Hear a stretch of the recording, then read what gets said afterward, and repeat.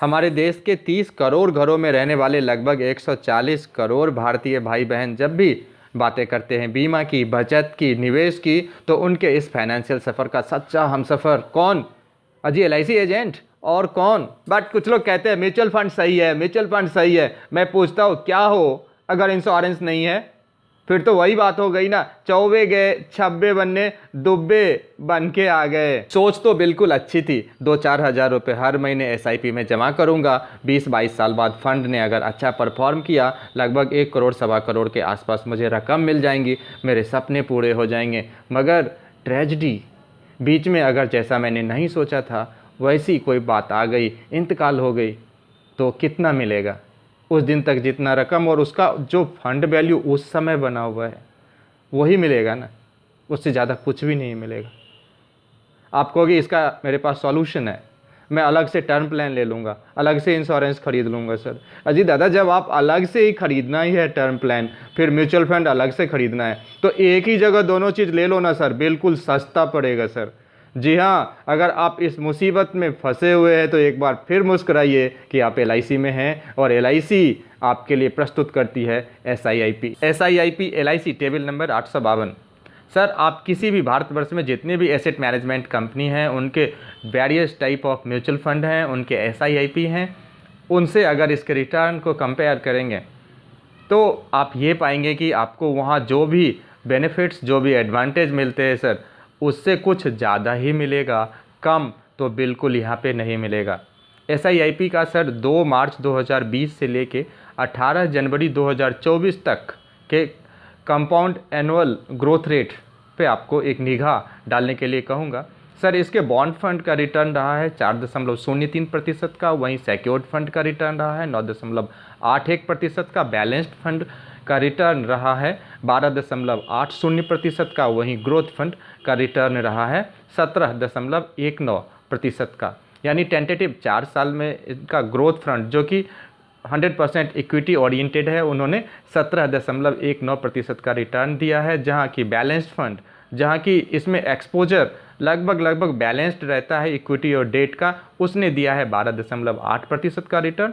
Secured fund जहां date का exposure थोड़ा ज़्यादा रहता है, इक्विटी का एक्सपोजर थोड़ा कम रहता है, वहां 9.81% का CAGR है। और जबकि मैक्सिमम डेट एक्सपोजर वाले बॉन्ड फंड का CAGR 4.03% रहा है।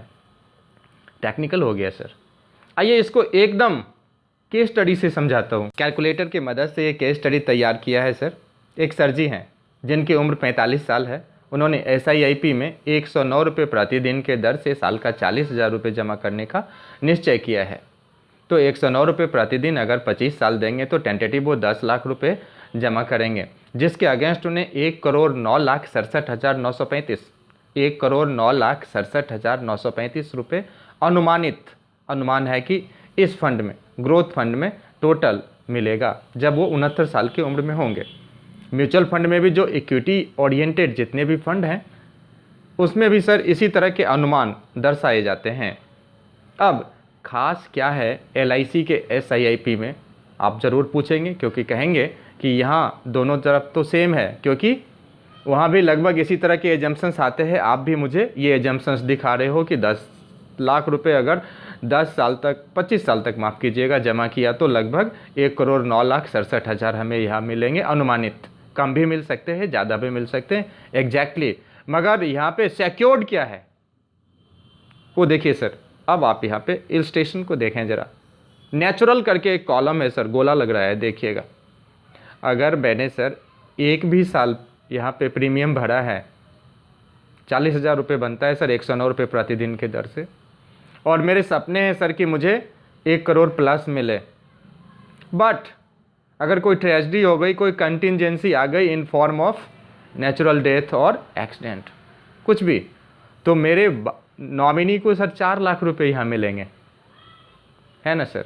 और ये 4 लाख सर धीरे धीरे और ग्रो करता है, कैसे वो देखें आप जैसे 2024 में ये प्लान परचेज करते हो सर, 2030 में सर 4,23,722 का नेचुरल अमाउंट बनता है डेथ वैल्यू, वही 2031 में ये बढ़ के 5,38,000 बनता है। सिमिलरली सर देखें सर, आप बढ़ते बढ़ते जब हम आगे बढ़ते हैं 2048 में, तब इसकी रकम कितनी बनती है? इकाई, दहाई, सैकड़े, हज़ार, 10,000, लाख, 10 लाख, करोड़, है ना सर? 1,09,67,935। हाँ, इसमें टर्म्स हैं सर। टर्म्स ये है कि whichever is higher, either your fund value और the sum assured, whichever is higher, जो है वो आपको मिलेगा। तो 2048 में सर ये रकम आपको मिलती है अगर आप रहते हैं, सही सलामत रहते हैं, जैसा कि LIC हर हमेशा अपने क्लाइंट के लिए दुआएं करती रहती है, और आपके ताउम्र अच्छी ज़िंदगी की दुआओं करने वाला सर LIC और LIC एजेंट ही होता है सर। तो आपको करोड़पति भी बना सकता है ये बेहतरीन प्लान। और हाँ, और भी बेहतरीन चीज़ें हैं सर, अगर आप नज़र डालेंगे तो मैं आपको बताता हूँ। आपके मन में ये रहता होगा कि सर ये तो लॉन्ग टर्म की सब कुछ आपने बता दी, अगर मैं जीवित भी रहूं और मुझे दिक्कत हो जाए, अगर मैं ये 109 रुपये प्रतिदिन नहीं निकालने की स्थिति में रहूं, तब क्या क्या विकल्प हैं? आप गौर से देखो सर।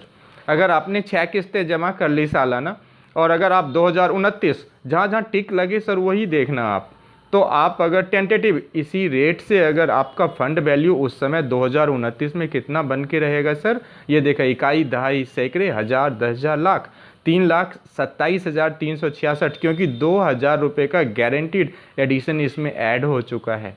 एक चीज़ और नोट करेंगे, आप जितना लॉन्ग टर्म इसमें रहेंगे इन्वेस्टेड, उतना बड़ा फ़ायदा आपको मिलने वाला है इस SIP में। साथ ही सर, आपको बीच में रकम की ज़रूरत है तो 5 साल के बाद, 6ठे साल ऑनवर्ड्स, आप यहाँ से पार्शियली कुछ पैसे निकाल के अपने खर्चे चलाइए। वो पैसे वापस फिर से इसमें रखने की ज़रूरत नहीं है, क्योंकि ये लोन नहीं है, ये पार्शियल विड्रॉल है सर, है ना? तमाम फ़ायदों के साथ ये अपॉर्चुनिटी आपके पास है। आप बेहतरीन, अच्छा सोचिए, मॉडर्न सोचिए, और अगर आपकी सोच है मॉडर्न म्यूचुअल फंड की, तो LIC है ना।